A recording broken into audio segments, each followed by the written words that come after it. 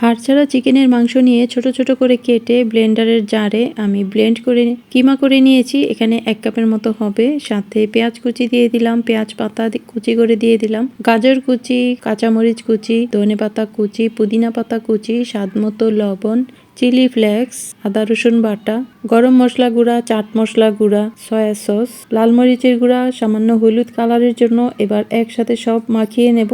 মশলা যার যার পছন্দ মতো কমিয়ে বাড়িয়ে বা যে যেমন মশলা পছন্দ করেন সে মতো দিয়ে মাখিয়ে নিতে হবে। তারপর এটাকে বাইন্ডিং করার জন্য 1 টেবিল চামচ দিয়ে দিলাম বেসন অথবা আটা ময়দা যে কোনো একটা দিয়ে নিতে হবে, তাহলে এটা একটু টাইট হবে, তেলে দিলে ছুটে যাবে না আর বানাতেও সুবিধা হবে। এবার হাতে একটু তেল লাগিয়ে সাসলিকের কাঠিতে দিয়ে আমি আঙুল দিয়ে একটু ডাবিয়ে ডাবিয়ে দিলাম, এটা দেখতে সুন্দর লাগার জন্য। বানাবো কাঠি কাবাব খুব সহজভাবে। তো তেলের মধ্যে একটা একটা করে দিয়ে দেব।